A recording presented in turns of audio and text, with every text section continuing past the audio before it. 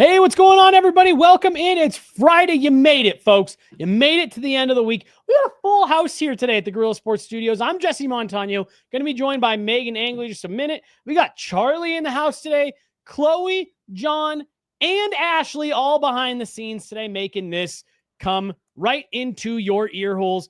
We're going to be talking Central Division Day. We're going to put a bow on the Pacific Division conversation that we ran out of time on. We're a couple yappers here. But then we're going to talk about the Central Division, keying on the Colorado Avalanche and what type of competition they are up against this year and what continues to look like the toughest division in hockey. But you guys know where we're starting. Want to remind you about our great friends over at Trusted American Mortgage. Head on over to trustedamerican.com. They want to help you lower your interest rate, get a better monthly payment. If you act right now, might even be able to help you skip a couple months of your mortgage payment there. Who couldn't use that now as we're transitioning out of summer, heading into, Meghan, we're barreling towards the holidays here. Gorilla Sports Off Ice got a great episode for you guys today. Head on over to trustedamerican.com. See how much money they can help you start saving today. Hello and welcome in. Please do not leave your luggage unattended on the station.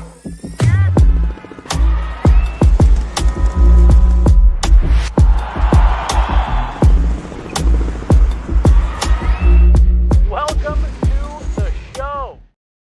Hey, everybody, welcome in. How is it going? Friday afternoon here in the Gorilla Sports Studios. I'm Jesse Montano. She's Meghan Angley. That is Charlie, the wiener dog, right down there. He'll make a more grand appearance here, I'm sure, soon. Meghan, it's Friday. You made it. We all made it to the end of the week. How you doing? I'm so good because when I walked in, Charlie walked right up to me, and he might do that to everyone. Don't tell me if he does. Nope. And he let me pet him and rub his belly, and I'm so happy. No, he doesn't just walk up to anybody. So you have to be chosen for sure. We should have set one. We shouldn't have had a tight on me. We should have just gotten a Charlie cam for this whole this whole episode. I mean, you're gonna put him on your lap at some point. I will. I'll get him up on my lap. So cute. So sorry, I got a text. Chloe said your mic is. Sorry, Chloe. Rookie mistake. So sorry, I was distracted. I'm all over the board from that read to off to a wobbly start here.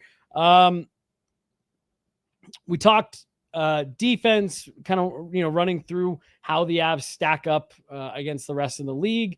In our last episode, we also talked about the Avs' 30th anniversary coming up this year.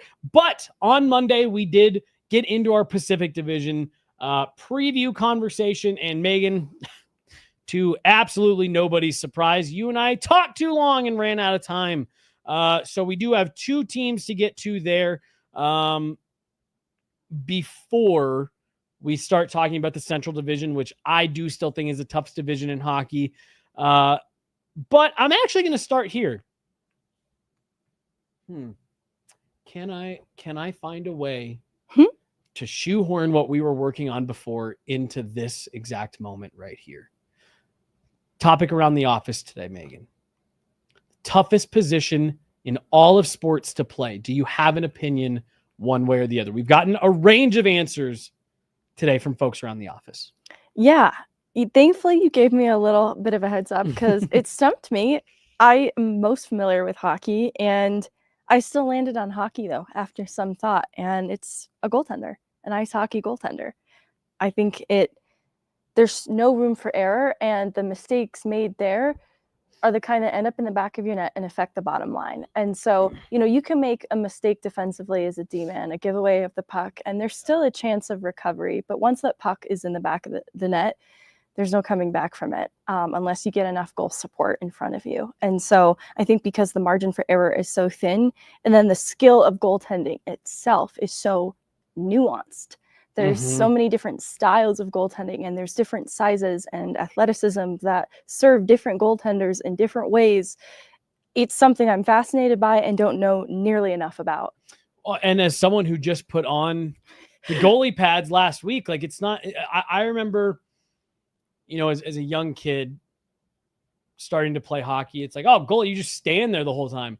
The first time I put on pads and like standing up, getting back, it's like, oh, that's horrible. That's horrible. I might be going to goalie school, you guys. Yeah. Oh, you might.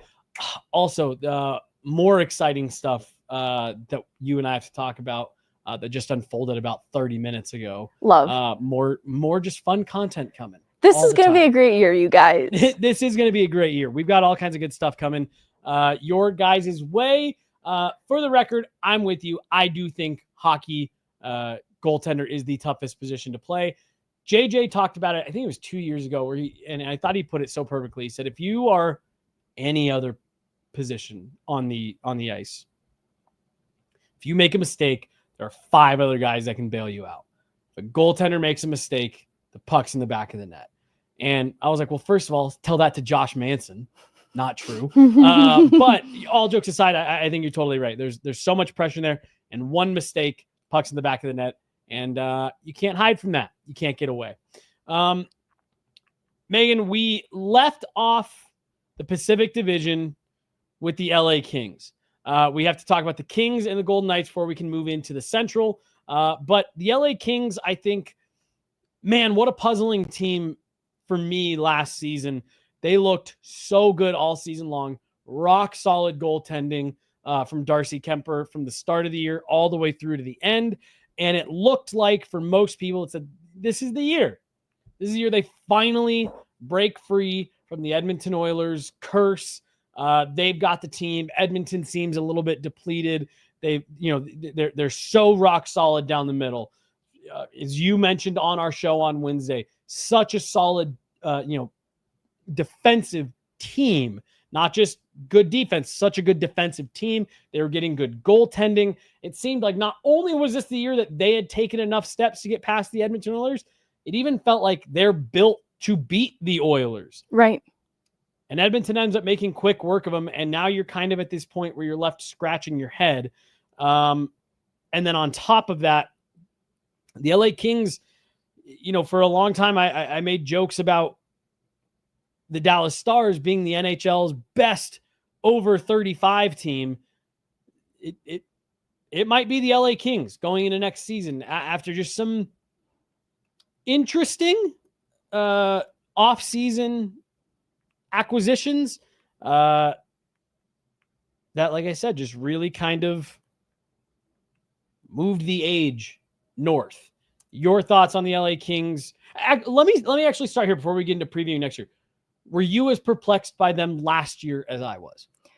Well, their regular season results weren't surprising to me, and the strength of play in Darcy Kemper in the regular season also not entirely surprising given the regular season he had in Colorado that cup year. And I think he deserved a better fate in the playoffs and had some weird injury things crop up that kind of hampered his play. And so given the strength of this team defensively over the course of the season, the emergence of Brandt Clark on their back end, obviously up front, they've always been so solid down the middle, very stingy, hard to play against.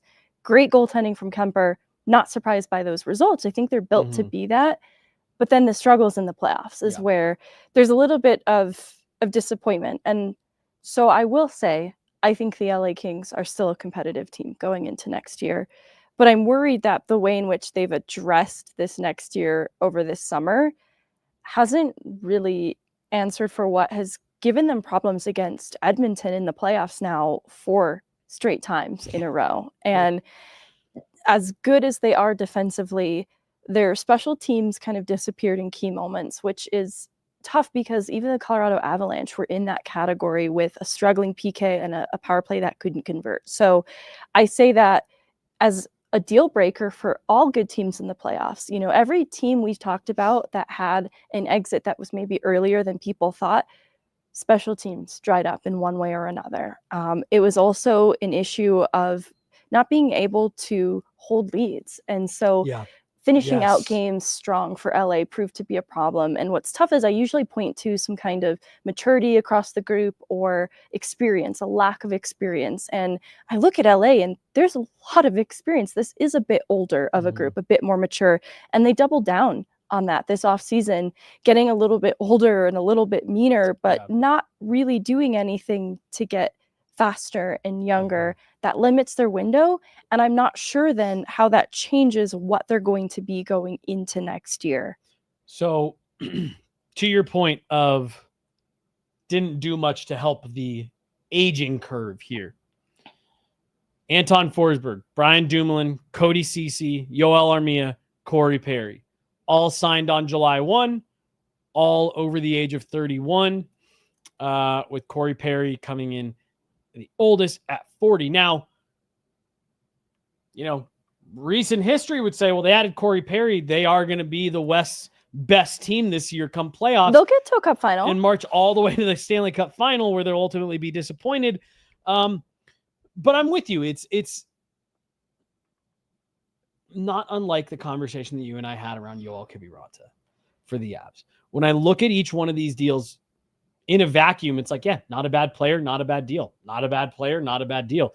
But I look at who they added relative to where they struggled last year come playoff time.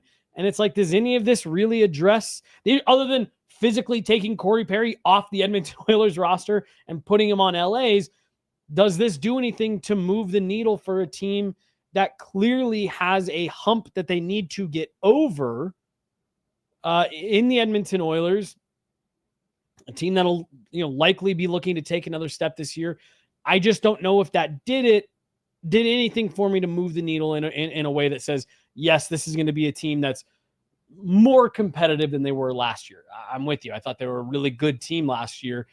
You and I talk often on this show about how underrated of a season Darcy Kemper had here in Colorado, because Ryan Johansson almost took his eye out in the playoffs, and that led to some uneven results. He was outstanding for the Avs. He was kind of dark horse Vezina conversation that season. Completely agree. And that was outside of the Avs bubble, right? That there was that chatter. Mm-hmm. And I think why, on the heels of this now 922 save percentage season for Kemper with LA this last year, 889 in the playoffs, when we were talking about Hockey Canada and goaltending, maybe that playoff performance has a little bit of an impact just in that depth chart. Doesn't mean he won't get consideration if they do decide to add more from this point on, but I think that had something to do with it. Well, and I remember that being what they said about Binnington, was like, oh, he's a gamer. He's up and down, but you get to the finals and he was, give him credit, he did good for St. Louis, despite not getting the result that they wanted out of this last year, which we'll get to in a little bit. Yeah, we'll get to. Well, and he was also good for Hockey Canada as they moved further into the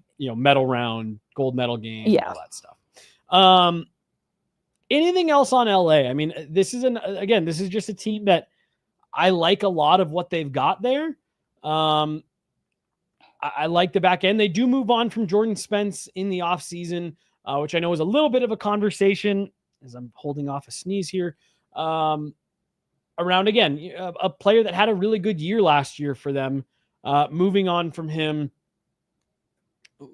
Anything else on the LA Kings before we get to the winners of the Pacific Division? I do want to, I guess I'll add one last thing. Drew Doughty had a little bit of a resurgence last year, which ended up with him on Team Canada for Four Nations, somewhere they didn't have him at the start of the year. But you've got Kevin Fiala, Andrei Kopitar, Quentin Byfield, Philip Deneau, Adrian Kempe, Andrei Kuzmenko. There's good pieces here. I like Yoel Armia. I think Corey Perry is still an effective player, even at 40. Like there's parts and pieces to like, but it's, can you put it all together when you need to and play the way that you need to when you inevitably run into the Edmonton Oilers come playoff time? Yeah. So that's where I want to emphasize why I still think LA is competitive. One, in going back to that defensive metric that we talked about the other day, this is one of the best defensive teams in the league, and they deserve credit for that. I think they can continue as constructed to be a good defensive team. I think where they ran into trouble is keeping up with the high octane offense and speed of teams like Edmonton, which it's not just Edmonton that you have to worry about if you're LA. That's going to be true of a lot of opponents that they might face. So the speed and the pace is still going to be a bit worrisome for LA, but their strength of defense and a little bit of that grit and toughness with players like Corey Perry has improved going into this next year. So a lot rides on Darcy Kemper and his regular season form. translating to the offseason, and a little bit more trust in their depth, because how some of these players get deployed in the bottom six, because they have 8 forwards with 40 or more points in the regular season, a great regular season record too after the deadline. And so the trust, though, in how they deployed some of the bottom of that lineup wasn't quite there. And so when I see the older players that they've added this offseason, to include Brian Dumoulin, a 33-year-old player, I think that's probably why is there was a lack of trust past the top 6, a lot of trust in the back end, good trust in Darcy Kemper. And I think that in order to really ride with the Edmonton Oilers, you need to trust your depth and deploy lines 1 through 4 a little bit more evenly. Maybe that's what caused a little bit of trouble for them. So I'll be curious to see. I still feel like the pace is the worry for me with LA. And it always has been with that group too, right? Like that's even when they were in their era, their championship era, like they were the team that kind of bucked the trend of slower, heavier, kind of grind you down. And it, they've stuck with that as the league has gotten faster, which is a choice given how the last 4 seasons have Well, been. and it's you live and die by it in having a great defensive team. That's kind of what you're hoping for in having the experienced, more defensive-minded players that are represented here that also are a little bit older. But you are still going to need to be able to keep up with teams like Edmonton at the end of the day. I completely agree. The Vegas Golden Knights, which, this is a team that I think is going to fascinate us for years and years and years to come.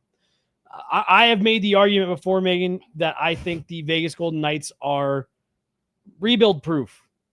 They're in a no state tax state. It's a city, a suburb of Vegas, Summerlin, that players just rave about living in.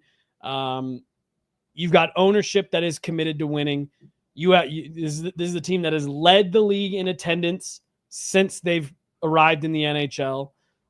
You got a great fan base. You got management that's aggressive, and this is a team that has proven time and time and time again, much to the chagrin of most of the rest of the NHL, salary cap's just kind of a made-up thing that you can always get your way around. They're in on every big-name free agent, every big-name player that hits the trade market, and it seems like there is a mutual interest in those players wanting to play in Vegas as well. Obviously, the big splash comes this summer with the addition of Mitch Marner. Right now, sitting $7 million over the cap, but that is not counting when you move Alex Pietrangelo to LTIR, who will miss, it looks like, the entire season. So while they continue to improve up front, now Mitch Marner, Jack Eichel, Mark Stone, Tomas Hertl, William Karlsson, Ivan Barbashev, and then you get into, your depth, Keegan Colasar, Brett Howden, Riley Smith, Brandon Saad. Stout up front, question marks maybe starting to emerge on the back end. Shea Theodore, Noah Hannafin, Braden McNabb, Zach Whitecloud, Jeremy Lazon. And then give him credit, give him full marks. Aiden Hill had a better season than I was expecting as a full-time starter. But for me, it's question marks on the back end and still waiting to see for sure what Aiden Hill is at the NHL level for me. Your thoughts on the Vegas Golden Knights? Well, I think the addition of Mitch Marner really changes things because they were still a deep and mature group that I think is built for playoffs and the identity that they've embraced going back to last year. I still felt that they could make a pretty good run for it. But let me just interrupt you real fast to add to that point. This is a team that they're never out of it to me, and they're always a threat. You know what I mean? Like, I think any game or playoff series against the Vegas Golden Knights is something that you have to take very seriously. And I just wanted to build on that point you were making of like, yeah, this team just feels like a threat every time you see them. And the addition of Marner makes it that much more of a threat because when you evaluate what kind of went wrong for them this last year, there was some depth scoring inconsistencies. A little bit of a weaker performance from Aiden Hill, 893 in the playoffs versus a 907 in the regular season. I'm not pinning this on Aiden Hill, though. I think that was a goaltender that was good enough to get the job done. I think the elite talent at the top of the lineup lacked some of the offensive creativity that they had in the regular season. And so players like Eichel, had a really strong regular season, career high 94 points, 66 assists. Dorofeyev, 35 goals. Thomas Hertl, 14 power play goals. It just kind of declined in the playoffs, and they had a second in the league power play in the regular season that in the late stages of that, series against Edmonton couldn't convert when they needed it most. And so timely scoring is something that I'll bring up with respect to some of these other teams, but certainly true of the Vegas Golden Knights, who I think typically can count on their top performers continuing to be top performers in the playoffs. But I think that lapsed just a little bit for them. And so Mitch Marner improves that bottom line. Like, I know Mitch Marner's playoff performances specifically get called into question sometimes, but this is a contract year for Jack Eichel, who, whether his future is still with Vegas, and this is an important window then for them to capitalize on having him and him being personally motivated to have a strong year. If that is something that's being held up, if that's re-signing with Vegas, if that's even possible, all that to say, all of those things should motivate this group to put their best foot forward. And given the continued consistent regular season results that are very good, I think they're a dangerous team, and Marner just makes them that much more dangerous. And since there are players like Eichel that are present there, it alleviates some of the pressure of Marner needing to be that guy and that guy alone. And having some of the experience of players like Mark Stone and Tomas Hertl also represented there, I think takes a little bit of the pressure off of Marner in Vegas. Well, and I'm going to be curious to see, like, it's one of those things that for me, because Mitch Marner played with Austin Matthews. I was going to make the point a minute ago, like, and he's getting to play with Jack Eichel. He played with Austin Matthews, William Nylander, John, like, Mitch Marner is not a stranger to playing with other elite players. But I do wonder, I'm going to be so curious to see, I would not be surprised at all to see Mitch Marner pop off in the playoffs this year, purely based on environment. This is a winning environment, and I feel like it is, you could see it on the face of Toronto Maple Leaf players. When those playoff games and series started to get away from them, it was the look of, here we go again. We're going to lose.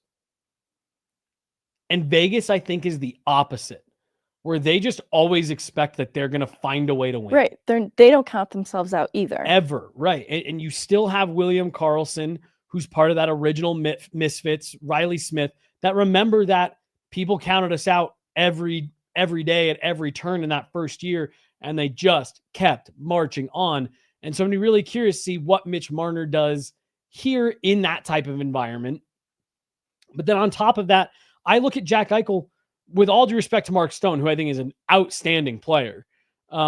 Mitch Marner's probably going to be the best player that Jack Eichel has ever played with, at that time. Yeah, he played with Sam Reinhart, who has really turned into a special player, now with Florida. But, like, you're going to get 28-year-old Mitch Marner and 28-year-old Jack Eichel together. And like you said, they're both going to be highly motivated. Mitch Marner is in a place where he feels like he can win. And I think you're going to have a team that's set to rally around that a bit of, not only do we want to win and see Mitch succeed, but Toronto fans were the first ones to say hockey doesn't belong in Vegas. The fans don't know anything. It's not a hockey market. That there is going to be, I'm sure they've already started telling Mitch that type of stuff. All the people in Toronto are going to think that you ran away from, a place where people are going to scrutinize and all that stuff. I think this is going to be a highly motivated group.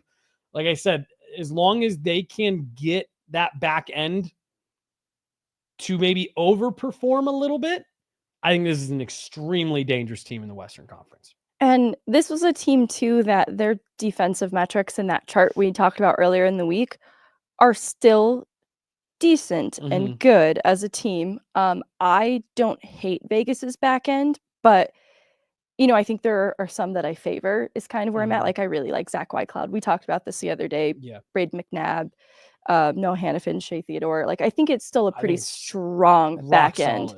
How do you adjust without now having Pietrangelo, who it's is a such an huge anchor? loss. Yeah. But I think it's better constructed than others. And this is what's frustrating about Vegas too, is their top 9 is kind of sickening. Picture this. You've got Ross Colton, Jack Drury, and Joel Kiviranta going up against Brandon Saad, William Right. Karlsson, and Riley Smith. Right. And this is exactly our point, folks. Everyone who just said we were being negative. This is the point. Even if we take out one of those players, right? We've got Ross Colton, Joel Kiviranta, and Cool Guy. I still hate this. I'm not giving up on Cool Guy, you guys, but I need to emphasize the importance of something and someone on that third line, different from just run it back It was fine with Kivy there and elevate Jack Drury, because I have no personal issues with Jack Drury. I think that he could be a 3C in the near future. I also don't know. What's interesting too is when I hear other people talking about this third line, one, there is no consensus. It is all over the place what everybody is imagining for the bottom 6 for the Avs, generally speaking. I sent Jesse a screenshot of what NHL Tonight, what their projected lineup was for the Avs. And I make mention of that because nobody knows what the Avs are going to do if they're bottom 6. That's kind of the bottom line. Right. And so it's interesting to me, though, in all of these projections, nobody has Russ Colton as the 3C. Yeah, and got him on the wall. I find it so interesting.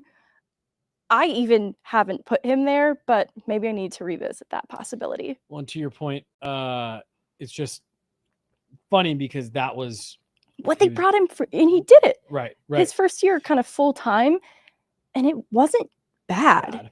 Let's circle back to the Avs because we are going to get them. You're right. But again, it's a great call out when you see a group like Vegas and their 1 through 9 is as strong as it is. And even then their top 4 on the back end. Right. It just underscores what we were talking about last week when we were talking about the Kiviranta deal. All right. Well, let's move from a team that I think we both agree is a Stanley Cup contender in the Vegas Golden Knights to a team that is probably going to be fishing around for another first overall pick in the Gavin McKenna sweepstakes. And that's the Chicago Blackhawks. Boy, oh boy, this is a team that I think they thought were going to take a step, and it looked maybe even rougher than it did in Bedard's first year for the Blackhawks on the whole. They finished ahead of only the San Jose Sharks, not just in the Western Conference, but league-wide. They finished with 61 points. And again, an offseason where we keyed in so much on the San Jose Sharks and how they are doing things the right way and setting themselves up to take steps. This summer, the Chicago Blackhawks go out and they move on from Victor Soderstrom. They add Andre Burakovsky. They bring in Sam Lafferty from the Buffalo Sabres. And then the big move of the summer, Megan, Avalanche legend Dominic Toninato gets a 2-year deal in Chicago. Now at 31 years old. Can you believe that? Dominic Toninato, 31 years old. Otherwise, kind of just standing pat. Your highest paid players now, Andre Burakovsky and Tyler Bertuzzi, Teuvo Teravainen, Nick Foligno, Jason Dickinson, Ilya Mikheyev, Ryan Donato, Sam Lafferty, Frank Nazar, Lucas Reichel, and then, of course, Connor Bedard. On the back end, Alex Vlasic, Connor Murphy. I don't even know how to pronounce it. I need Mark. Levshunov.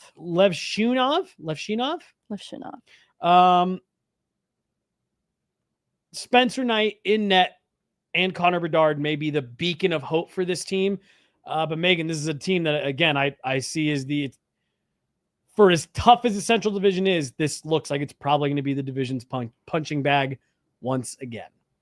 Sorry, shaking my head. They are really counting on Andre Burakovsky to be more than he even was in Colorado, right? This is a player in the Cup run that was kind of rotated in and out and healthy scratch in a third line capacity that you are hoping can elevate some of the talent and skill around Bedard to better complement him. And I find that nerve-wracking. I think that Burakovsky helps their top six? Does he specifically give a player like Connor Bedard what he needs? I'm not sure that anyone here really does. Like we talked about this, Bertuzzi, the type of player that he is, valuable to a team's, I would say, top 9, but the style of play I don't think is what Bedard needs to help complement what he does best. It's a little bit a balance of it's Arturi Lehkonen, that's the type of player that Connor Bedard needs. And they lacked leadership, veteran presence. I think there's a little bit more of that, but that's a very young back end that feels like they are not being guided by anybody. Nobody. They are wandering aimlessly, and that's not going to be good for any of their development. There's a little bit more veteran presence captured in the forward group, but still not as much as I'd like to see, and not in the right way, right? Like you still need to have the veteran presence captured, but enough skill to support Bedard. Right. It's just confusing. Vaguely in the chat said they're constructed oddly. That's how I feel. Spencer Knight, agree he's a beacon of hope. This is a young goaltender that I think his, trajectory coming up through the league has been thrown off track a little bit at times, and he's getting back on track with opportunity and consistency. And, he gets traded in March, so his numbers are few, only plays 15 games, 896 in that time, but a 907 in Florida before that. And he played a career high 32 games with a 908 save percentage in Florida once upon a time as well. I think we haven't begun to scratch the surface as to what this young goaltender is. So I think he can be a stabilizing presence in net, but with a young goaltender who has going where I was going to say some, there's something to be said for the game between the ears is how I think Jared Bednar refers to it, where it's how you process the mental side of the game. And this is so tough with young goaltenders, and why I think teams like San Jose and Anaheim have been careful in how they have brought Askarov up through the ranks and Lukas Dostal up through the ranks, and even Dustin Wolf in Calgary. And so I worry that with the state of the team and just what appears to be a confusing direction, we talked about this, I think they lack a little bit of an identity and a direction in the plan moving forward. Absolutely. Compared to other teams that are committed to the rebuild and are going through the phases very gradually. So it's meant some pain up front, but there's a plan at the end of the day. I think Chicago has sought out more immediate results, and that is what is costing them ultimately right now. All that to say, I worry about the confidence of a young goaltender. That's where I was going to go, yep. With Spencer Knight, who I think the mental side of the game, understandably, that can weigh a lot on a goaltender. Well, and you also wonder, in my opinion, about a guy like Bedard on that same thing, where it's like, are you literally about to go through his entire ELC just getting the crap kicked out of you every single night? And at a certain point, when does, and I'm gonna draw a parallel across sports here. I talked about this with our own Nate Jackson last season, or going into last season for the Denver Broncos, of that losing culture and that losing mentality that had just crept in. And, we saw the Denver Broncos over the last decade. Things are really on the up now, but in that decade, there were so many games where it was like, wow, they're right in it, and they'd find a way to lose late. And that to me that's a losing culture. As what we were talking about a minute ago with the Vegas Golden Knights, how they find a way to win. They never count themselves out.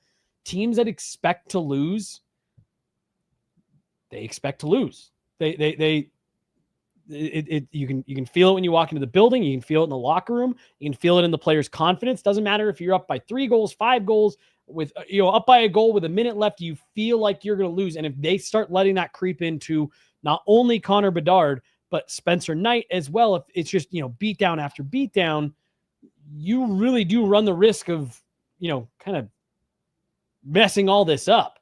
And a blue chip prospect like Connor Bedard, you run the risk of really getting his career off to a rough start. I look at this roster and it says, okay, they're banking on now Gavin McKenna coming in next year to be a compliment to Connor Bedard, and then they'll go from there. And I don't see a team that is competitive. I think that's 2 years too late for Bedard, right? I agree. In terms of a lot can happen in that time to break somebody and harm their morale and harm the team morale, because reading between the lines of everything around Seth Jones just before he was ultimately traded was a player who didn't just want out, but needed out. the morale around the room, it was shot. It was a losing culture, and he needed out. And I think that has gone unaddressed, and there just needs to be a little bit more around this team that points to a longer term plan at the very least to demonstrate why the pain right now is worthwhile. Well, I mean, like, there were even times over the last couple of seasons where folks were talking about, like, oh, they should bring back Patrick Kane. It's like, no, that is not what this group needs. And I think what you just said, like, and I remember feeling this way about the Avs at one point, right before Patrick Waugh's departure and Jared Bednar came in, where it did feel a little bit directionless. And we came to, come to find out later, yeah, it was because you had two parts of the front office that were wanting to go in different directions. Right. So you were ending up doing neither. Patrick Waugh leaves, the front office gets united, and they're able to start this gradual build. Right now, it feels like the Chicago Blackhawks are in that directionless, you got to show some semblance of a plan phase. Get it together. But for the sake of the rest of the Central, if they could hold off a couple of years, I think that would be good, because it starts turning into a gauntlet a little bit, and it either starts with this next team, depending on how you feel about them. Because while I do think last year was a bit anomalous in terms of how bad it went, yeah, I don't know how much better they're actually going to be, and it's the Nashville Predators. This was this was the Central Division's AIGM candidate. Stop. I love this. Where has become a thing. Yeah, each division has one, maybe, where they did just kind of go out and they were like, all of the oldest, biggest name free agents, we're bringing them all in with term.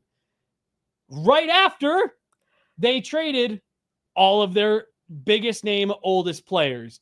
They replaced Matt Duchene and Ryan Johansson with Ryan O'Reilly and Jonathan Marchessault. Roman Josi, still a really solid defender on the back end, but was clearly on the outside of the Norris conversation last year, an award that he won the previous year, or was a runner-up the previous year, I guess.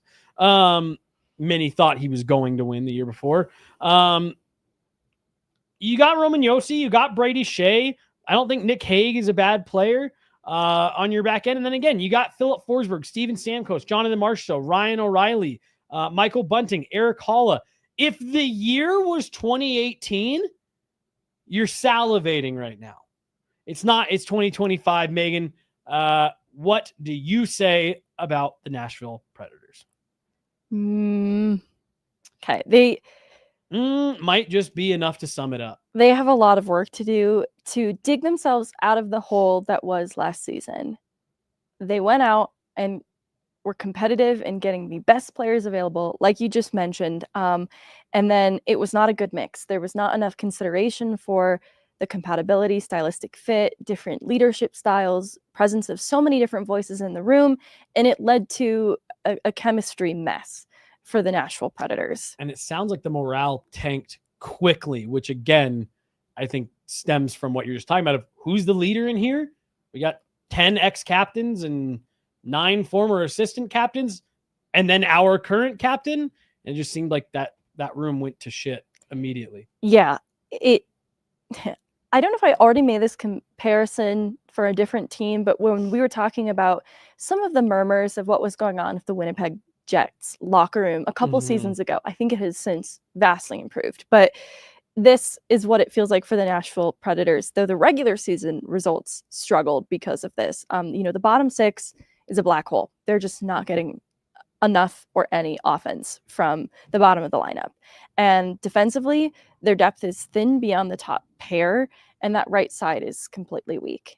And they struggled then to generate consistent offensive zone pressure, kind of had a decent penalty kill, a really struggling power play given all of the talent that you brought in that has power play experience. Right. It did not translate to any form of success on the man advantage. And so this summer, it's like they're a little anchored in what they're able to do. Eric Holla, a player, had 21 points with New Jersey last year, before that 35, but a 40-point player more consistently before that. So I think 21 points is a bit of a dip. I think that will add a little bit to the depth of this lineup, but I don't think it's enough to make up for the ground that was lost in this last year. Nick Hague, reliable defender, I think stabilizes the back end a little bit.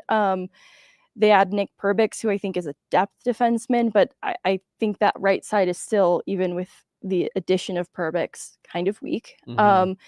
And goaltenders, I still really like UC Saros, but understandably, remember Scott Wedgwood's numbers coming out of Nashville? Everybody was so worried. You just have to understand the context of this team this last year. I don't put much stock then in 896 save percentage for Saros last year, 888 for Anunen in the 23 games he played with them, the sub 900 goaltending. I think if they can find a little bit more chemistry with the team playing in front, goaltending numbers will naturally just get a little bit better around that. But a lot of this is, it's like team building exercises that Nashville is going to need really going into next year. And then the part that I think is the hardest for them right now is you went out and signed, all those big name free agents, Stamkos, Marchessault, O'Reilly. And with the exception of Ryan O'Reilly, there's a lot of these contracts that are hard to move. Like you are kind of just in it with this group. And again, I'm not sitting here trying to, I think Steven Stamkos is still a serviceable player. I think Jonathan Marchessault still a good player.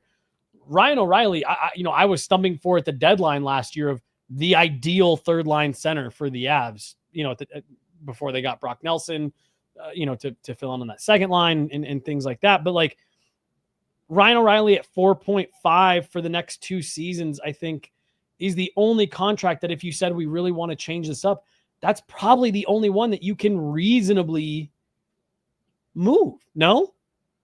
Which one? O'Reilly? Yeah. Steven Stamkos, $8 million for 3 more seasons. Jonathan Marchessault, 5.5 for 4 more seasons. They're not going to want to eat much of that money. And those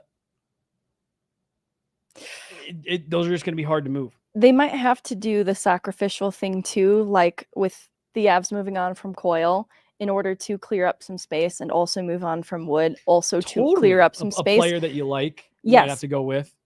And so here's what I think too, with Ryan O'Reilly perhaps needing to be moved out in the way that Coyle needed to be moved out, is because they don't really have a strong bottom 6. So when I look at the production they got from the top 6 last year between Stamkos, Marchessault, Forsberg, Ryan O'Reilly, and then Bunting and Evangelista, it's fine. I don't have an issue with it. They were getting some production, but there's a black hole still for the bottom 6. And so they might have to, that's fine if they're getting some depth scoring. It's not enough though. And so they might have to part ways with a player like Ryan O'Reilly to build out the bottom 6, because it's not sufficient as it is right now.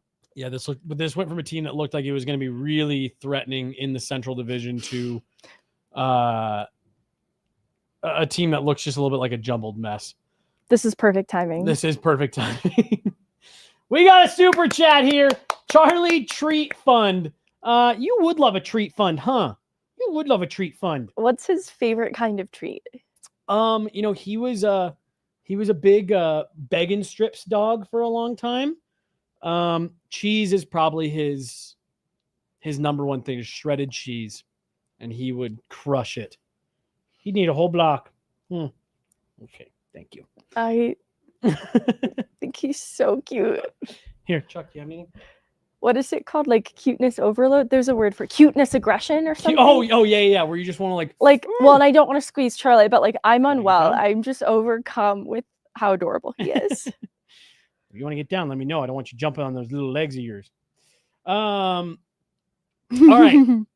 Let's move on here. And this is where I think this division, now we're talking, really just turns into a gauntlet. And like I said, I'm ready to be hurt again. I think Nashville has a roster that could take some steps that could, make them competitive. So that's what I'm saying. Depending on how you feel about Nashville, it either starts there. But for me, and like you said, I'm ready to be hurt again. The Utah Mammoth, formerly the Utah Hockey Club, formerly the Arizona Coyotes. I think I'm going on 7 straight seasons of picking these guys as my dark horse playoff. This team's going to really make some noise. and they haven't done it. It feels like they've taken incremental steps. I like a lot of what they've done this summer, namely bringing in JJ Peterka. I like Josh Doan, Michael Kesselring, good players. You're leveling up with JJ Peterka coming over from the Buffalo Sabres. And you add that to, Clayton Keller, that group that's already there. You add Jack McBain, or you re-sign Jack McBain, excuse me. Nate Schmidt comes over from Florida. Sorry, that startled me. It sounded like someone was about to bust in and steal Charlie. Yeah, seriously. Sorry, I'm just moving over here. JJ Peterka, Clayton Keller, Dylan Guenther, who you and I talked about preseason last year. I really like Nick Schmaltz. Lawson Krause has started to round out his game as well.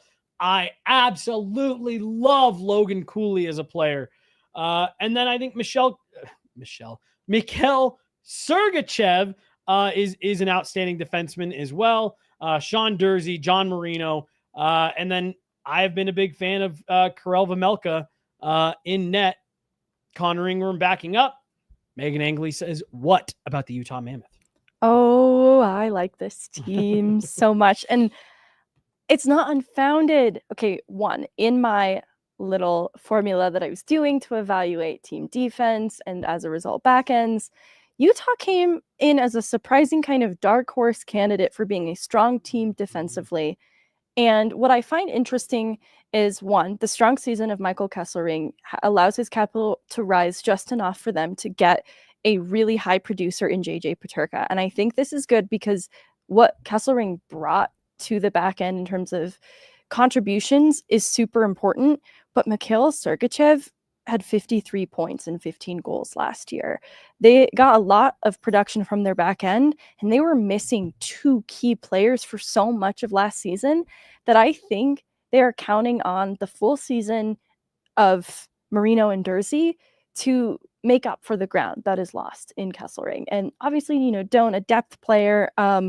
They had Brandon Tanev, who has a lot more experience and plays this high energy kind of forechecking game that is going to round out the bottom of that forward group with something that just always needs to be represented in a bottom six. I really like Tanev's game. And Peterka then just improves the scoring punch from the top of the lineup because Clayton Keller, he's consistently a high producer. It just doesn't get talked about enough because of the results that typically follow this team, but he comes on the heels of a 90-point season, 30 goals, Cooley 65 points, 25 goals. Guenther, only his third season in the NHL, and he has a 60-point season, 27 goals. So they're getting a strong goal share from the top, and they just inject that with more talent with JJ Peterka.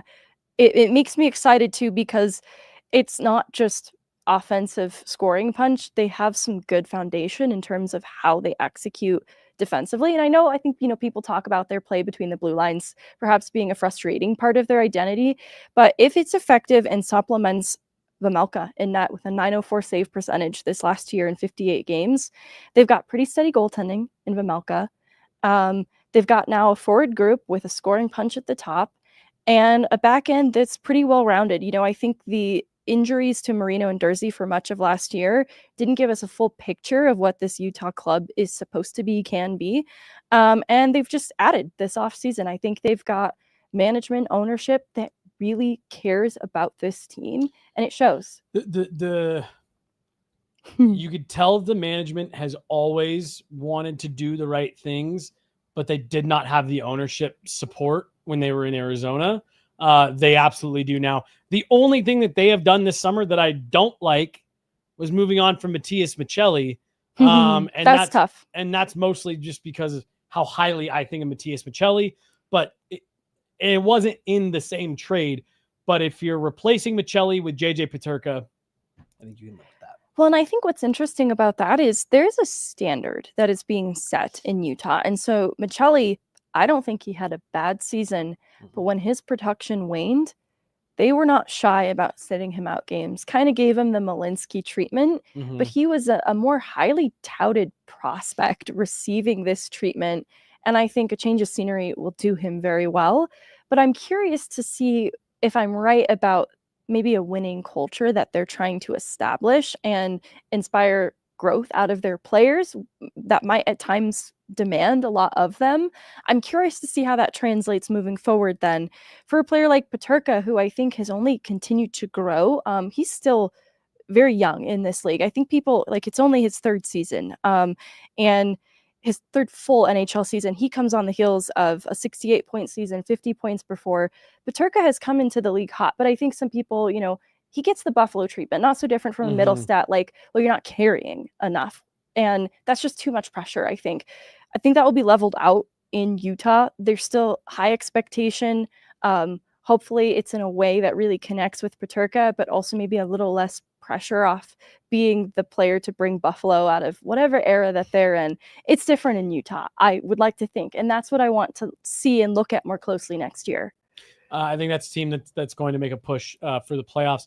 A team that many counted out, including myself, at the start of the season, and especially as the season wore on, before a late season surge and an extended winning streak put them in position to make the playoffs. And again, this is just why this St. Louis Blues are a big reason why I talk about the Central Division being the toughest division in hockey. Even the teams that, when you look at the roster, you look at the way the teams put together, you look at the way they start the season, you just can never count them out. The St. Louis Blues, like I said, a late season push, end up getting into the playoffs. Jordan Kyrou, Robert Thomas, Pavel Buchnevich, Braden Shen, Pia Suter, Jake Neighbors, Matthew Joseph, Dylan Holloway, Alexander Texier, free agent signing Nick Bukestad, and then on the back end, Justin Falk, Torrey Krug, Colton Parayko, Philip Broberg, and then in net, the biggest, not question mark, but maybe the biggest inconsistency in the roster. What are you getting out of Jordan Binnington? And it feels like this team maybe kind of goes as Binnington goes.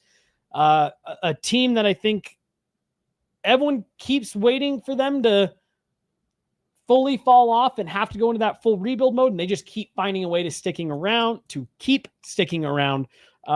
Your thoughts on the St. Louis Blues? Well, I think that the Jim Montgomery surge is real. I think his addition to the team behind the bench. What were the Bruins thinking? Scapegoat. AIGM, AI ownership strikes again, right? You have problem, you fire coach. That's obvious. So I think the Blues, though, benefited from this. One, familiar to the organization, already having been an assistant there once before, now as the head coach.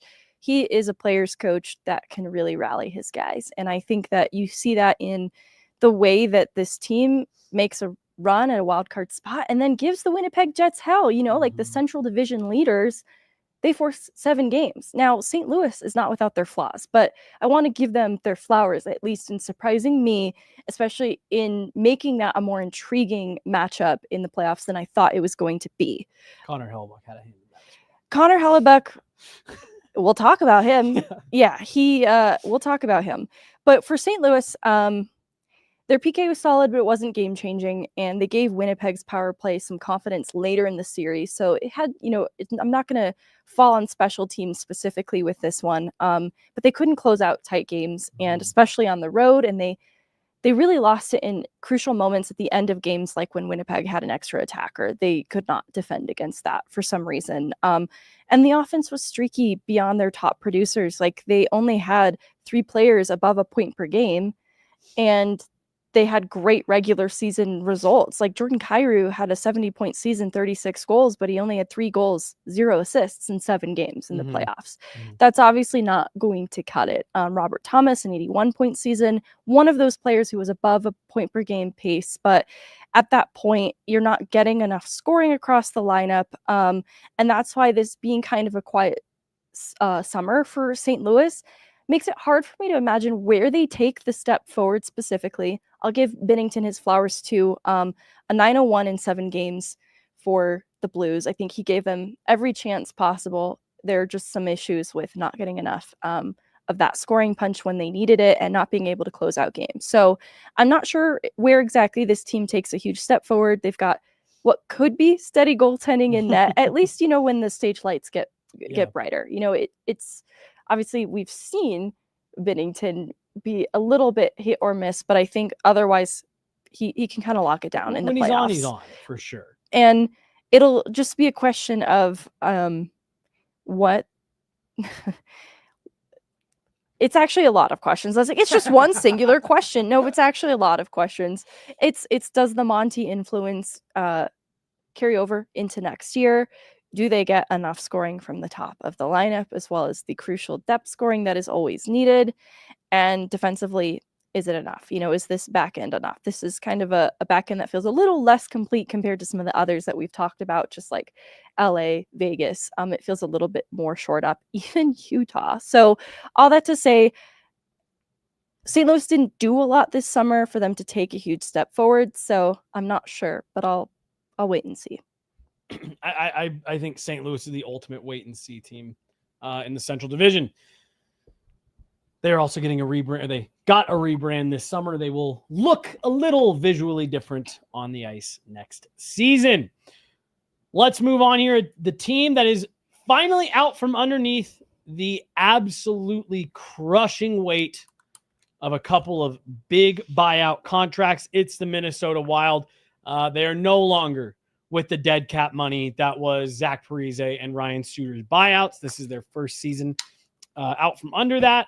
You are staring down a UFA Kirill Kaprizov after this season, so they'll have to dip into that money pretty immediately. But Kirill Kaprizov, Matt Boldy, Joel Eriksson Ek, Vlad Tarasenko, which I keep finding funny how he just keeps bouncing around now. He's going from team to team.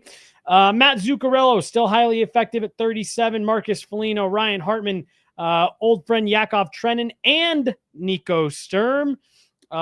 As well as Nicholas Aube-Kubel.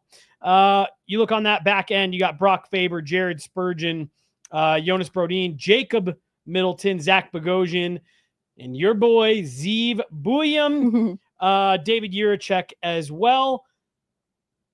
Interesting. It's going to be interesting to see how things play out in net this year. No Marc-Andre Fleury. Philip Gustafsson is the number one.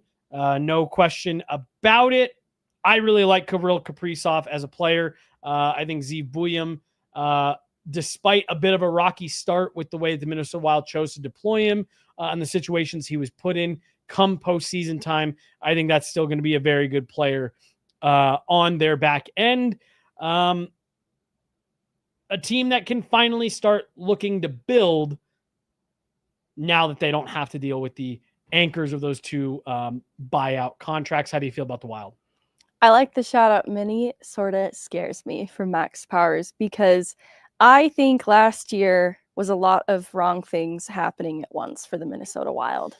I do want to point out they did make the postseason. They were the only team with a negative goal differential in the Stanley Cup playoffs last year.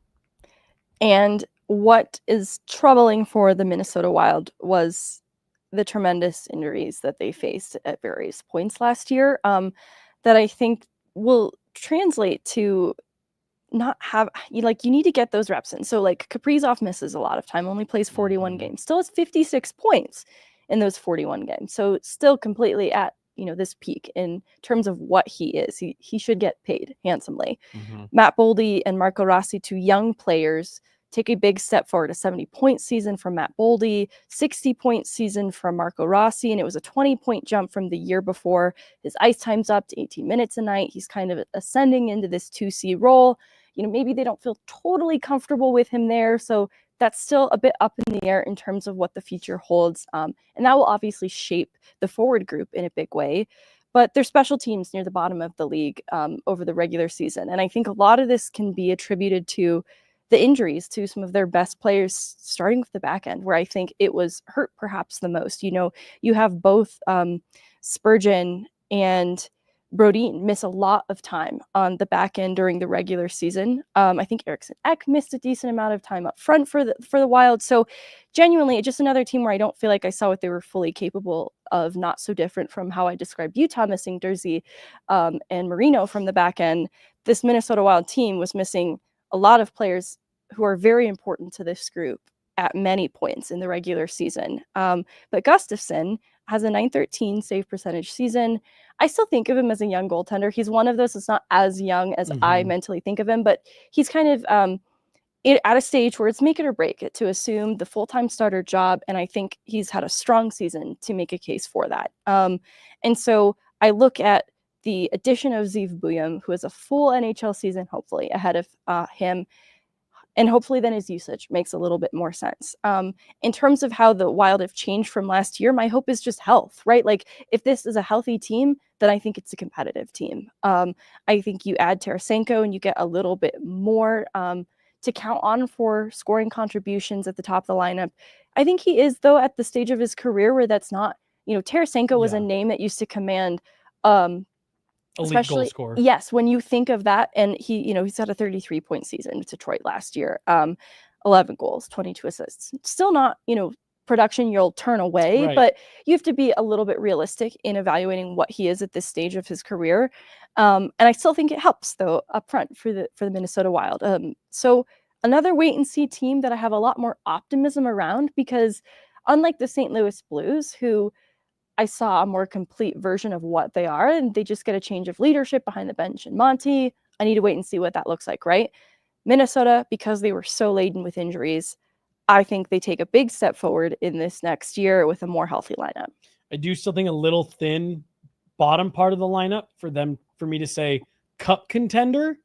But I'm with you. I think that's a good group. Side note, this was one of my favorite decors in the league, like going back the last couple of seasons. And their defensive metrics in that like regular season composite that I did were kind of rough. And I think it has a lot to do with injuries. And it was still, pretty rough going into the playoffs. But I think this is a team that when we're evaluating like the strength of defense at the end of next year, if they've been fully healthy, I think we see that trend back up. Mm-hmm. I got to take my one little shot here. I think Bill Guerin has become a little bit of a mess in that GM office. And so I do think that, all jokes aside, I think that could be one potential thing that could derail what I think is a really strong group right now. Nice combination of young players with some, guys who are established in the league, high-end talent. I think Bill Guerin has gone a little crazy in that front office there. I'm going to skip the Avs. We'll finish with them, which moves us to the team that took the Avs out of the playoffs, Mikko Rantanen's new home. I just said this morning, I was building the graphic for this show, and I said, I still cannot believe that happened in Game 7 the way that it did. The Dallas Stars. They are in do or die territory here for last season, this season, and probably one more beyond this. This is your window. Not only because of so much of your core is now entering that 35 to 35 plus range, but you are up against it cap wise. Yes, you got Wyatt Johnston, who's a young player. You got Thomas Harley, who's a young player that can help, fill in some of those roles as the Jamie Benns, Tyler Sagans retire. But the Dallas Stars went all in on borrowing from next year's cap with performance bonuses, things like that, to make it all fit, to get the players re-signed for this season. But like I said, this is, they've still got one more tough decision ahead of them probably before the season officially gets started. But they do decide to move on from Mason Marchment to try to make some money work. They move on from Matthew Dumba, trying to make the money work. Not a ton of room to go out and add on the free agent market, really just kind of taking care of their own internal business. But it's Mikko Rantanen, it's Tyler Seguin, it's Rupe Hintz, it's Wyatt Johnson, it's Jason Robertson, Matt Duchene, Sam Steele, Jamie Benn, Radek Faksa, Maverick Bork, Miro Heiskanen on the back end, Esa Lindell, Thomas Harley, and then, of course, Jake Ottinger in net, who I don't know if he got enough credit for Dallas getting out of that first round series against the Avs. This is a team that, make no mistake, this is a cup contender. They are on a tight window, so that motivation is going to be elevated given how tight they are up against the cap. Now, having give that $12 million contract to Mikko Rantanen, where are you at with the Dallas Stars? Dallas Stars are tough because this is obviously still a really competitive team, still some of Colorado's toughest competition in the Central. But we're getting to the point too at the top of some of these divisions where teams are unable to do a lot in their off seasons because of the window that they're in. And so they've paid their good players, their big players at the top. They can't afford to do very much in the off season, which is why Avs being able to do things like re-sign Brock Nelson, I think are significant, and I don't want to breeze past it too quickly. Dallas Stars had to make some tough decisions then of which players are getting extensions, and which players do we need to move on from, which I don't know that they actually have to pull the trigger on moving Robertson. You're right. But the fact that it's been discussed is worrisome, just for the future window of the Stars, because it should be open, but here's where I'm at. One, they don't stand up well later into playoffs, right? Like we see where they start to fall apart by a Western Conference final. And I think what's tough is I don't know if they know how to sustain the pressure over the course of what it would take to make it to a Stanley Cup final, right? It's a war of attrition and everybody's beaten down by that stage. This is a team that I'm not sure has been hardy enough when it's all said and done, because they give their best up front, in part because the matchups with the way it has played out require it, which is tough, right? Like even Avs are not exactly on the right end of that, but the defense is interesting. Like those numbers didn't really favor Dallas in terms of the team defense, overall defense, and that's excluding goaltending. But I think they have the best 1-2-3 in the league. And I thought about this more. Like Esa Lindell, Miro Heiskanen, and Thomas Harley. That's pretty strong. Interesting. Even though they're all on the left side. So here's what's in the best 1-2-3, but then a really bad 4-5-6. It's young, it's inexperienced, it's a question mark. And so the right side is very weak. It's hard, right? Like if you have maybe like Heiskanen playing on his offside, it's still really competitive. Which then really damages the depth of those pairings if you're going to put Thomas Harley and Miro Heiskanen on the same pair. Absolutely. I think is the point you were right. Like Ilya Lyubushkin, more experienced, but not necessarily the strongest player. This is where, when I'm talking about like 1, 2, 3, 4 for the Colorado Avalanche, what Gerard and Manson are, I think, gets taken for granted and undervalued. So when I look at the strength at the top in what Lindell, Heiskanen, and Thomas Harley are as players, so it commands a lot of respect. And I think Thomas Harley is so sick and he's so young. This is a player to watch on the rise. And I've loved Heiskanen because I think he's very well-rounded. I think that his offensive game is so strong and pops, but another player whose defensive side of his game maybe doesn't get enough credit where it's deserved. So anyways, this isn't to pump the tires of the Dallas Stars, though. There's a problem 4-5-6 on this back end that is worth addressing. And then the overall scoring drying up. So here's where it gets interesting, right? Because they get decent production from their back end. It's in part why the loss of Heiskanen, I think, hurt a lot of those regular season results that we're talking about with defensive metrics. Heiskanen's kind of the heartbeat of not only what they're trying to do defensively, but he's a conduit for offense in a lot of ways. And so they get a lot of scoring from Thomas Harley, especially in that first round. And eventually when Heiskanen returns, it's also supplementing. But that points to then maybe an issue of where the expectation for offense to come from is being placed, like is too much being unfairly placed on those three players in Lindell, Heiskanen, and Harley. It's an issue then of maybe the players at the top of the lineup not living to expectation. That is the concern for me. Their experience at this point, I can't call this an inexperienced team. No. I think that there are lots of components of a winning culture too that made things difficult and interesting in that series against the Avs. But what's hard, and I could point to and say has been unreliable, is not getting scoring when you need it from your top players up front. I'm actually less worried about goaltending.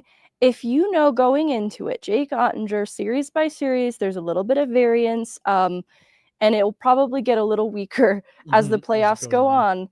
If you can account for that, though, I still think it's good enough to get you to the Cup final. I just think the scoring drying up at inopportune times and the lack of sustainability of that power play is worthy of talking about as a concern for the Dallas Stars. Well, and so let me take it a step further in my criticalness of the offense drying up.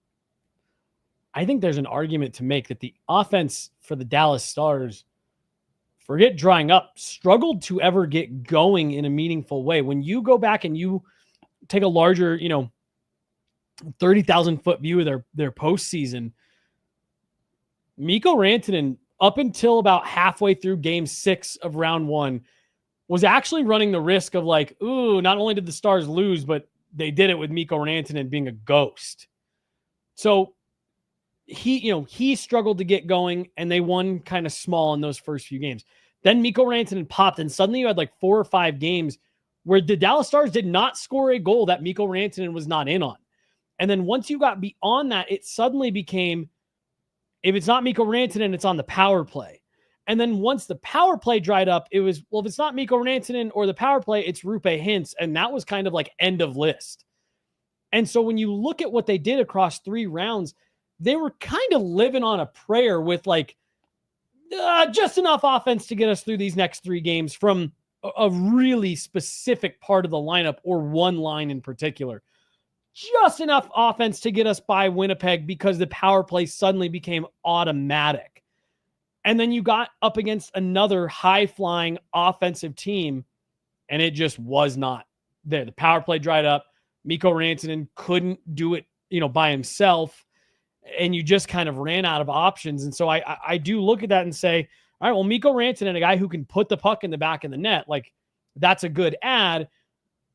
But as they got later in rounds, it showed that he struggled to be able to drive that when there was so much attention on him coming off that huge outburst that he had against the Avs, which then bled into the series against the Jets. I do wonder about their ability. And like you said, this is a team that has, historically, no more Pete DeBoer. I do think, shakes this up a little bit in the way that they're going to play. But this is a team, to the point that you made, of like, it takes a lot for them to get out of each round.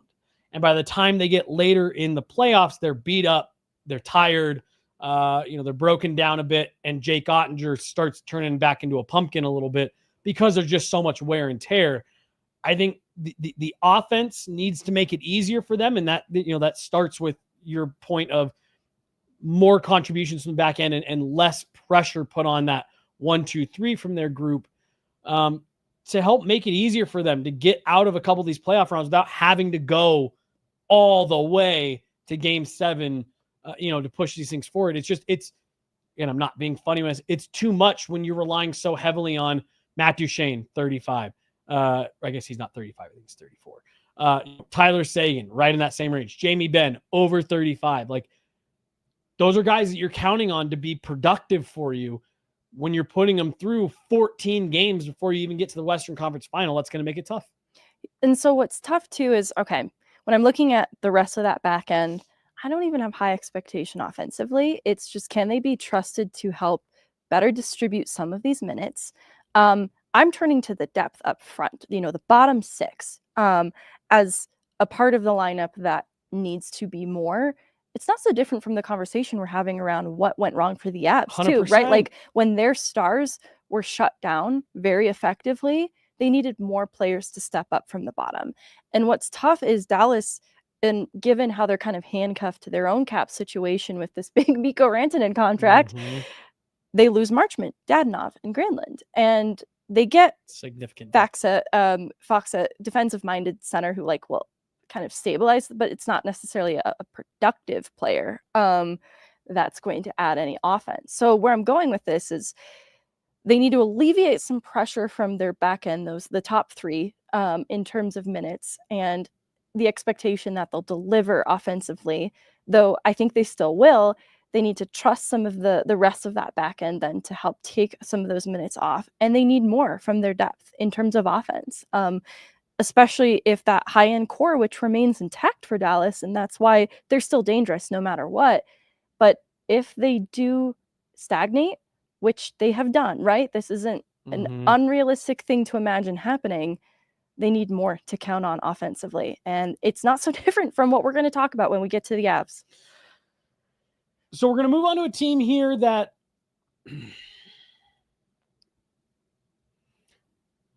it could be as simple, and we could move on, as make a save when it matters. Yeah. The Winnipeg Jets, they add Jonathan Taves. They bring in Gus Nyquist, who loves playing in the Central Division. Other than that, they are more or less running it back, Megan. I piled on Connor Hellebuyck a lot in the playoffs as it was happening. This is a team that there's so much to like on paper, but now 2 years in a row, last year against the Avs, now this year against the Stars, just hasn't quite been there for them. Like I said, I don't really have much to say on the Jets other than you need Connor Hellebuyck to be Connor Hellebuyck beyond game number 82.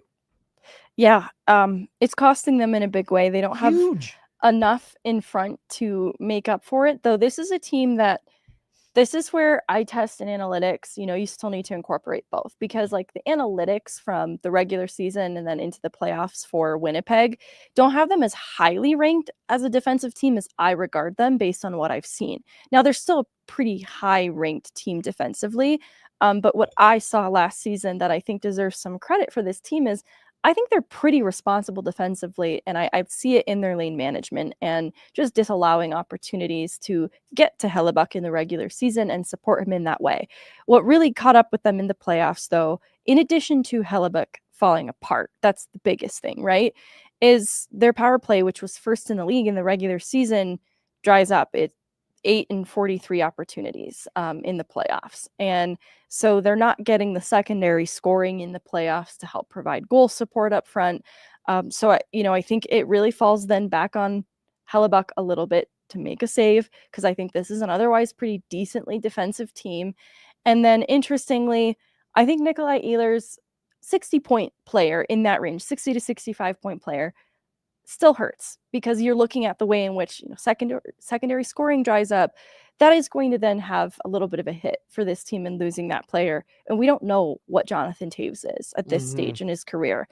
I think it will surprise us, but I don't know if it'll make up for the loss of Ehlers and Nyquist, another player who back in Nashville had a 75-point season in 2023-24, but his production has waned and he's been bounced around since. So I don't know if that covers enough ground in what they're going to miss from Ehlers being moved out, because I don't think they were making up for it enough offensively, even with him in the lineup, given what was happening in net. So there's a lot of ifs with Winnipeg that are interesting. Another team, though, that I think regular season, they'll probably still be at the top of the Central. They'll be competitive for sure.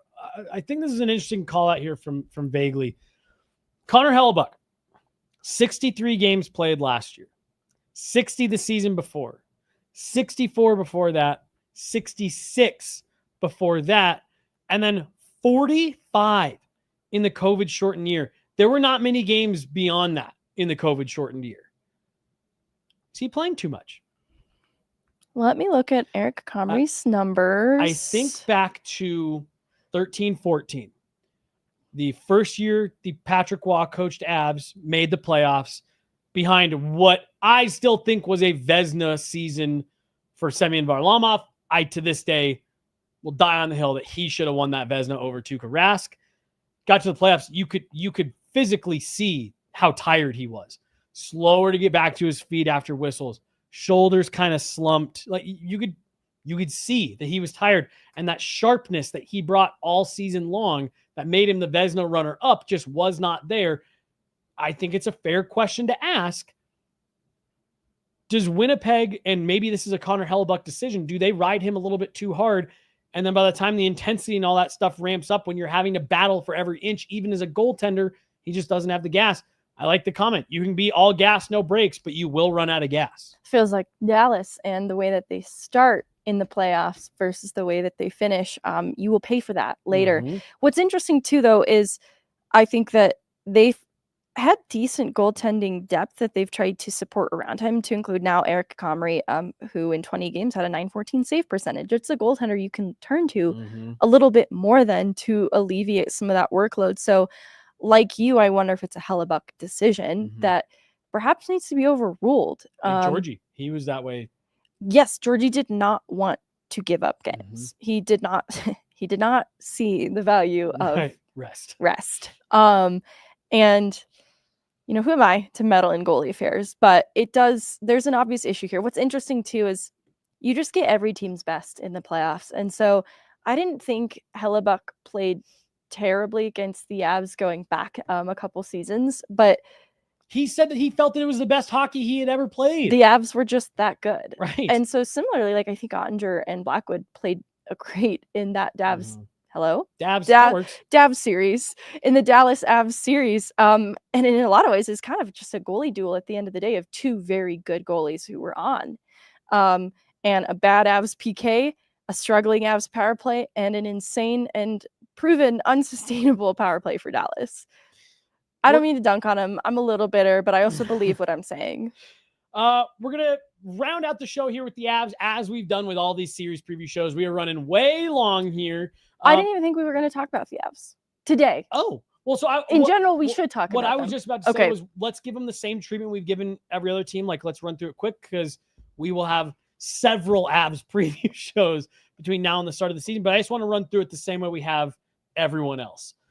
Just our kind of quick overview thoughts. We've talked a lot about a lot of this, yes, niche. So there's not going to be a lot to groundbreaking thoughts here. But I just want to make sure that we run through this as well, just to give the complete. We talked about all 32 teams on this preview series here. Obviously, the offseason kicked off with them moving on Miles Wood, Charlie Coyle, bring back Gavin Brindley, as well as a 3rd round pick and a 2nd round pick. And then in the free agent market, we thought they would maybe be a little bit more aggressive.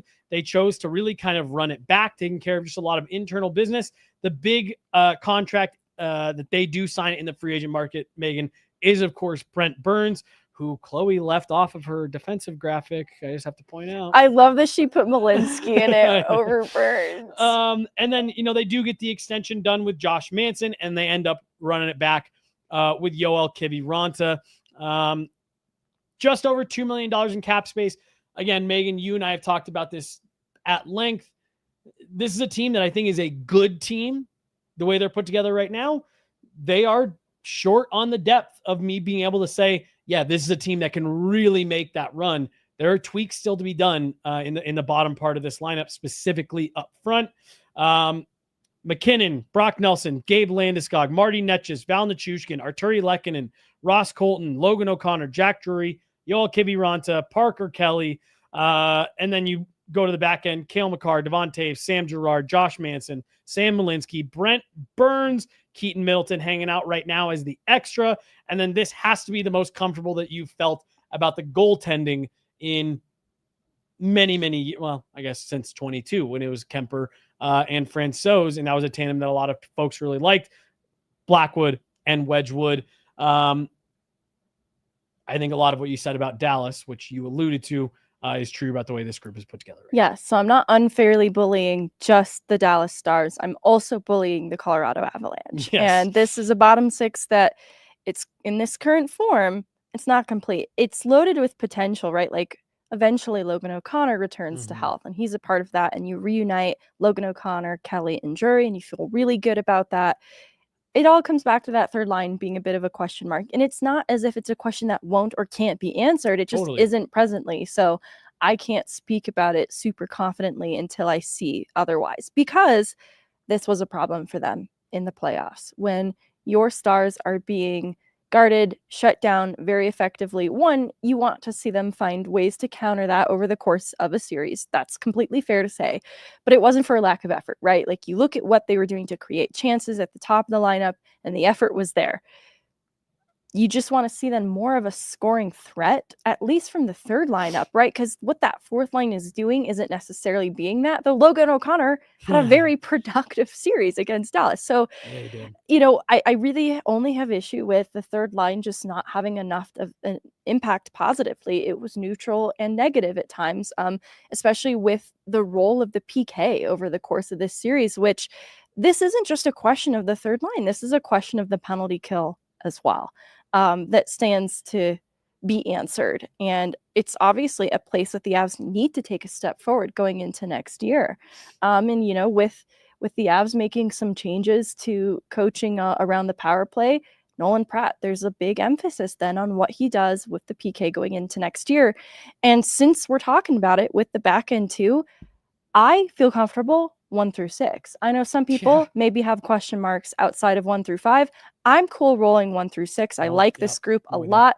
And that also could be a kind of the X factor for the Avs going into this year, where if you're asking me, where do they take a step forward? That's one of the areas that I think this team as a group takes a step forward in a full year of reliable and good goaltending. You said you felt that Dallas had the best 1 through 3. I really do. I've said it before on the show. I think the Avs have the best 1 through 6 in the NHL. That's just me. People can question the number 6 if they want. I think this is the best 1 through 6 anywhere around the league. I'm with you. I look at the third line, and it's still Ross Colton and 2 empty spots for me come the end of the season, where you want it to be. You know what I mean?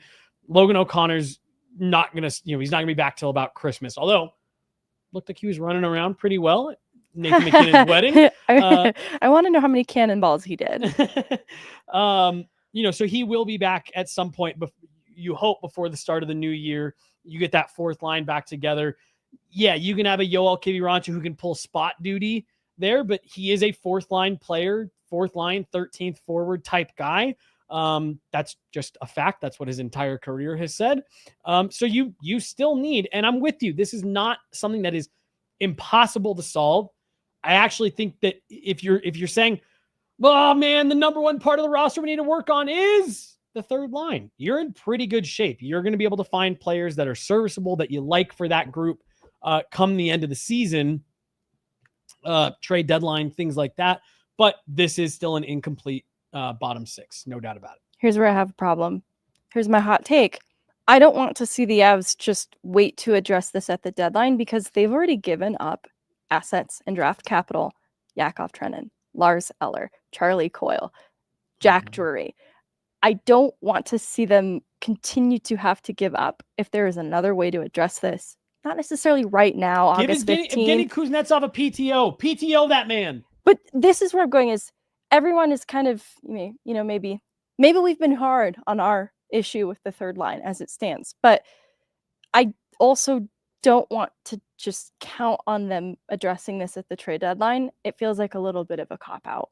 Now, that's not to say they can't, right? Like, that's always in the back pocket, and that provides me some comfort, okay? But I'd rather them just not find themselves at yet another deadline giving up assets and capital to resolve this issue. For bit part players, yeah. Yeah, I'm getting sick of it, because you know what? They probably can't keep that guy either, and it's just going to be another trade deadline issue. They're just kicking down the road, and I just want to see them resolve this more reliably. And, maybe it's Jack Drury, like, growing into that. So how do you feel about, and Evgeny Kuznetsov or whoever, I just mostly said that, how do you feel about a PTO and then leave that one spot, let Yoel Kiviranta hold a placeholder there until you can get a true third-line player come deadline? How, do you feel comfortable about patching one hole on the third line come trade deadline? Yes, I was the one who said I saw Kivy be effective with Ross Colton in the Winnipeg series going back to summer. So I'm cool with Kivy in some capacity, in the bottom 6. Maybe it is Ross Colton, Kivy, and cool guy, and maybe it's Kuznetsov, and I can finally give him a name. And then Ross can play on the wall. I feel a little bad we've all just given up on Ross Colton as a center. He was just so good there. He was so good. I think that's all it is, right? You want to see Ross Colton regain his confidence. Totally. Okay, there it is. That is our rundown of all 32 teams. I think we do have a super chat here. Hope Megan has fun at Girls in the Game. Jesse has a good weekend, and Charlie has the best weekend ever. I also hope Charlie has the best weekend ever. I also hope that Charlie has the best weekend ever forever. Shout out to Vaguely. We're catching up. We're catching up on the money that was due to the swear jar before we were able to get it in here. So here's a $20 bill going in that swear jar. The Going Deep folks did contribute several times yesterday on the show. Oh, potty mouths. So they, it is a buzz of the office. What do we do with the money at the end of the season? We'd love to, we're going to take suggestions all year long. They're going to start doing so on Going Deep as well. So $20 into the swear jar, getting us caught up. You looked very concerned about something. You all right? Yes. Okay. All right. I thought I had something else, but I don't think I do. Oh, that's what it was. I was going to plug Girls in the Game for tomorrow. Actually, you know what? Megan, you should probably plug this because you're going to be the one there on the panel representing Guerrilla Sports. We got Girls in the Game tomorrow. Hey, everybody. So Girls in the Game, 9 a.m. to 1 p.m. at DU Hamilton Gymnasium tomorrow. It's free to attend for anybody interested in a career in sports. And you don't have to know what you want to do in sports, just any interest in working in sports. This will be valuable and worthwhile because you'll talk to many women around the industry who have different jobs in sports, back-end production, digital content creation, obviously the media side of it. And so there are so many avenues that you can possibly work in sports, and you can meet some women who are actually doing it right now. Like I think the Avs have representation with some of the women that are in their organization that will be there tomorrow. So just a really cool event to connect with some women who are doing it right now. Proof of concept that it could be you, the next generation of women in sports. And I will be speaking on a panel about my own path through hockey and sports and journalism. So that's at 11. Come out and see us and support Girls in the Game. Support Girls in the Game. And we give her a lot of love at this company in general. I just got to give another shout out to Romy Bean, one of the best in this industry. She was the one who originally, I think, put this together. Was it last year? Was the inaugural or 2 years ago? Last year. And I mean, Romy's just awesome and such an amazing ambassador for really just for sports media folks in general. Like whenever people ask like, oh, who's a good media person? I'm like, Romy. Not only is she a great ambassador for sports media for Denver, but for women in sports as well. And Megan, I tell you all the time, I feel so lucky to be able to work alongside you now at a couple different outlets. You and I have been able to, our paths have been able to cross. We got Chloe back there. Ashley, who's one of my older friends. We've worked together before and was one of the first real powerful women that I was like, yeah, this is the person that everyone needs to be following. And so we're just really lucky. We got Andy upstairs, Susie, who will be there as well. Liv, who's launching her brand new show starting Monday. Mood Swings will be right here on Guerrilla Sports.